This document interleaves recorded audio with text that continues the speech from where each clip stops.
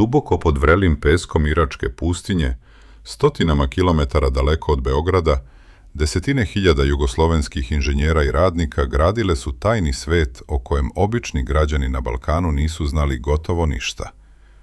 Izgradili su puteve, vojne baze, gigantske brane i podzemne lavirinte za režim Sadama Huseina. Mnogi od tih projekata bili su skriveni iza misterioznih šifara, a jedna od najvećih tajni bio je projekat 202D. Iza ovog jednostavnog koda ležala je operacija epskih razmera, inženjerski poduhvat koji i danas izaziva divljenje i brojna pitanja stručnjaka. Šta je to Jugoslavija zapravo gradila u Iraku? Kako su ove dve zemlje postale tako bliske?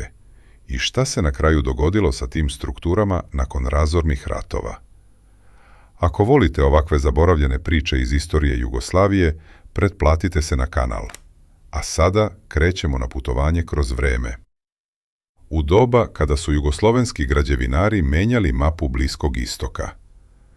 Da bismo razumeli kako je jedna balkanska država dobila ekskluzivno pravo da gradi najvažnije vojne i civilne objekte u Iraku, moramo se vratiti u vreme pokreta nesvrstanih. Kada je Irak krajem 60. godina prošlog veka uspeo da se oslobodi kolonijalnog uticaja Velike Britanije, nova vlast u Bagdadu našla se pred ogromnim razvojnim izazovom. Zemlja je posjedovala velika bogatstva od prodaje nafte, ali joj je nedostajala moderna infrastruktura. Sjedinjene Američke Države i Sovjetski savez nudili su tehnološku pomoć, ali su za uzvrat uvek tražili apsolutnu ideološku pokornost i svrstavanje u jedan od hladnoratovskih blokova. Sadam Husein, koji je krajem 70. godina preuzeo potpunu kontrolu nad Irakom, odbio je takve ucene. Tražio je partnera koji posjeduje tehnologiju i znanje, ali se neće mešati u unutrašnju politiku njegove zemlje. Taj partner bila je Jugoslavija Josipa Broza Tita. Kroz bliske odnose Tita i Sadama Huseina postavljen je temelj za saradnju koja će se meriti milijardama dolara. Jugoslavija je nudila vrhunski inženjering, disciplinovanu radnu snagu i pre svega garantovanu diskreciju bez ikakvih političkih pritisaka. Ubrzo nakon Titove posete Bagdadu, jugoslovenski giganti počeli su masovno da pristižu na Bliski istok. Državno preduzeće Savezna direkcija za promet i nabavke, poznato kao SDTR, rukovodilo je ugovorima obezbeđujući koordinaciju i tajnost. Jedan od prvih poduhvata bio je rad Beogradske mostogradnje, koja je između 1964. i 1967. godine izgradila kolosalni armirano-betonski most preko reke Eufrat kod Faludže. Bio je to inženjerski trijumf, projektovan sa prenapregnutim betonskim konzolnim sistemom u izuzetno nepovoljnim pustinskim uslovima. Tokom šestodnevnog rata 1967. godine izraelska avijacija pokušala je da ga bombarduje, ali je napad odbijen, a jedan izraelski avion je oboren. Mostogradnja je kasnije izgradila i dugačku poletno-sletnu stazu na vojnom aerodromu An Numanija. Istovremeno, Sarajevska hidrogradnja je na Eufratu realizovala jedan od najvećih hidrotehničkih projekata tog doba, branu Hadita. Ova kolosalna nasuta zemljana brana stvorila je akumulaciono jezero zapremine oko 8,3 kubna kilometra, a njene turbine, koje je isporučio slovenački litostroj, obezbedile su struju za veći deo zemlje.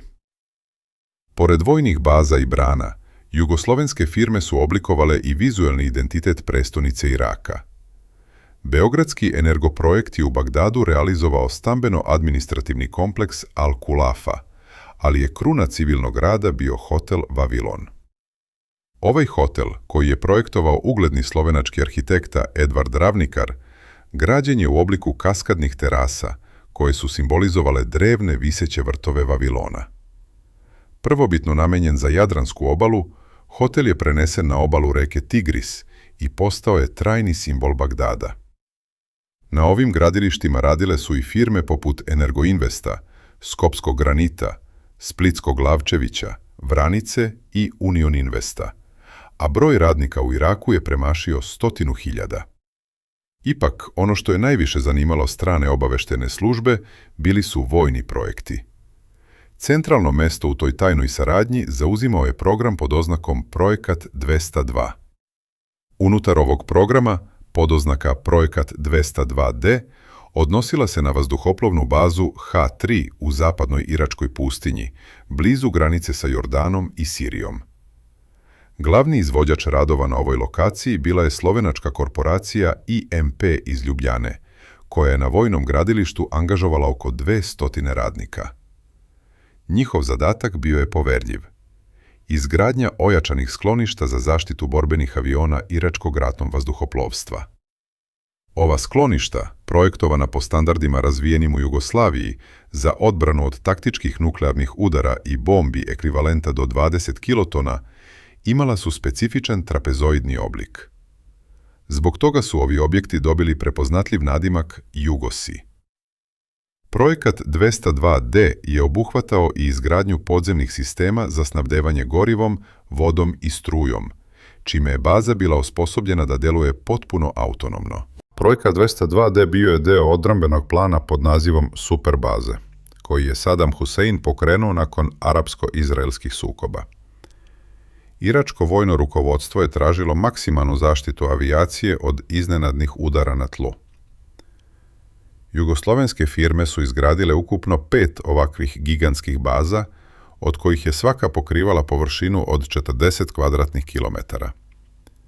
Najpoznatija među njima bila je baza Ain el Asad, vođena pod oznakom Projekat 202-B. Izgrađena između 1981. i 1987. godine, ova baza je koštala $280 miliona. Pored pista i hangara, Jugosloveni su izgradili kompletan grad za 5000 vojnika i njihove porodice. Tu su se nalazile škole, džamije, sportski centri sa olimpijskim bazenima, bioskopi i savremena bolnica. Baza Ain el Asad je važila za tehnički najsavremeniji vojni objekat te vrste na svetu. Osim ove baze, podignuto je 40 ojačanih skloništa na bazi Balad, koja je tada nosila ime Al-Bakr i predstavljala najvažniji aerodrom iračkog vazduhoplovstva. Još 12 kaponira tipa Jugo izgrađeno je na isturenoj bazi Mudaisis u zapadnom Iraku. Svi ovi objekti građeni su od armiranog betona debljine nekoliko metara sa polukružnim i trapezoidnim štitovima koji su ublažavali seizmički udar eksplozije na spoljnom delu strukture, štiteći avione i posadu u unutrašnjosti. Jedan od najmisterioznijih poduhvata bio je Projekat 2000. Reč je o podzemnom predsjedničkom bunkeru izgrađenom na 15 km od Bagdada, čija je izgradnja koštala $240 miliona. Ovaj bunker je projektovan po uzoru na Titovo sklonište u Konjicu, ali je bio luksuzniji. Nalazio se na dubini od 70 metara pod zemljom, sa spoljnim zidovima koji su na najvitalnijim delovima dostizali debljinu od čak 7 metara. Unutar konstrukcije bili su ugrađeni specijalni amortizeri koji su štitili unutrašnjost od seizmičkih libracija. Bunker je posjedovao sisteme koji su omogućavali boravak 200 ljudi u trajanju od 90 dana bez kontakta sa spoljnim svetom. Uz ovaj bunker izgrađeni su i Projekat 2001, koji je služio kao podzemno komandno mesto generalštaba, i Projekat 2002, utvrđeni telekomunikacioni i predajni centar. Paralelno sa ovim, Jugosofi su gradili i Projekat Kolubara, odnosno sistem vojnih fabrika za proizvodnju pešadijskog naoružanja i municije. Još jedan strateški važan vojni sistem bio je Projekat 77. Saddam Hussein je od Beograda zatražio da mu se u pustinji izgradi identična mreža operativnih centara za potrebe ratnog vazduhoplovstva i protivvazdušne odbrane. Projekat 77 je obuhvatao izgradnju glavnog strateškog komandnog mesta u Bagdadu i 3 pomoćna komandna centra u Kirkuku, Kutu i Basri, u ukupnoj vrednosti od $180 miliona. Život jugoslovenskih radnika na ovim pustinskim gradilištima bio je izuzetno naporan. Ekstremne temperature su redovno prelazile 50 stepeni Celzijusa, što je zahtevalo posebne inženjerske metode livenja betona. Radni kampovi su bili izolovani, ali odlično snabdeveni. Međutim, izbijanjem Iransko-Iračkog rata 1980. godine, bezbednosna situacija se drastično pogoršala. Sačuvana su svedočenja o trenucima kada su iranski avioni bombardovali gradilišta u Bagdadu i Mosulu.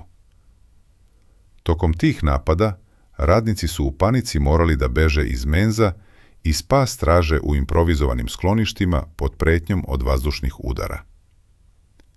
Sa financijske tačke gledišta, ovi poslovi u Iraku su bili od vitalnog značaja za opstanak jugoslovenske ekonomije. Tokom 80. godina, Jugoslavija se suočavala sa teškom ekonomskom krizom i nedostatkom deviza. Novac koji je pristizao sa iračkih gradilišta direktno je punio savezni budžet i održavao preduzeća u životu. Plaćanje se često obavljalo kroz barter ugovore, gde je Irak radove plaćao sirovom naftom koju je Jugoslavija prerađivala ili preprodavala na svetskom tržištu. Koliko su ovi poslovi bili finansijski ogromni, svedoči i podatak da je Srbija 2020. godine otpisala čak 90% starog duga Iraku, što je iznosilo blizu 2,5 milijarde dolara proisteklih iz ugovora iz tog perioda. Sve se dramatično promenilo u avgustu 1990. godine, kada je Irak izvršio iznenadnu invaziju na susedni Kuvajt. Savet bezbednosti Ujedinjenih nacija uveo je stroge sankcije, što je dovelo do trajnog prekida svih radova. Radovi na projektima poput 202D trajno su obustavljeni, a slovenački IMP i druge jugoslovenske firme morale su hitno da evakuišu svoje osoblje. Iza njih su ostali milioni dolara u opremi koji nikada nisu naplaćeni. Gotovo istovremeno počeo je i krvavi raspad same Jugoslavije, čime su prekinute sve veze između preduzeća koja su nekada činila moćni konzorcijum. Posljednji veliki ugovor, izgradnja 3 tenkovske baze u vrednosti od preko $1 milijardu, na kojim je već bilo završeno oko 85% radova, ostao je trajno nezavršen. Kada su američke i koalicijne snage izvršile invaziju na Irak 2003. godine, njihovi inženjeri bili su zapanjeni onim što su zatekli. Objekti koje su gradili Jugosloveni pokazali su se kao neverovatno otporni na vazdušne udare. Tokom operacije Pustinjska oluja 1991. godine, predsjednički bunker, projekat 2000, pogodile su 2 krstareće rakete tipa Tomahawk, ali konstrukcija nije pretrpela nikakva strukturna oštećenja. Ipak, razvoj nove namenske municije, poput laserski vođenih bombi za uništavanje bunkera GBU-28, pokazao je da vojna tehnologija s vremenom prevazilazi čak i najčvršći beton. Američka vojska je ubrzo preuzela ove objekte za sopstvene potrebe. Baza Ain el Asad postala je jedno od najvećih američkih vojnih uporišta u Iraku, gde su američki vojnici koristili stambene blokove, sportske dvorane, bazene i škole, koje su nekada izgradili radnici sa Balkana. Baza Balad pretvorena je u centralni logistički centar američkih vazdušnih snaga pod nazivom Zajednička baza Balad, dok je baza Mudaisis služila marincima kao isturena operativna ispostava za kontrolu granice sa Sirijom. Priče o neuništivim Titovim bunkerima za Sadama Huseina imaju realnu osnovu u vrhunskom inženjeringu, ali istorijska istina je ipak složenija. Danas, decenijama nakon raspada obe države, ti objekti i dalje stoje kao betonski spomenici jedne zaboravljene ere i jedne moćne građevinske imperije. Hiljadama kilometara daleko od Beograda, Sarajeva, Zagreba, Skoplja i Ljubljane, u vrelom pustinskom pesku ostali su beton i čelik koji tiho svedoče o vremenu kada je Jugoslavija bila sposobna da projektuje i izgradi najzahtevnije objekte na planeti. Ali jedno pitanje i dalje ostaje. Koliko još takvih projekata postoji, a da za njih nikada nismo čuli? Koju zaboravljenu jugoslovensku priču želite sljedeću? Pišite u komentarima.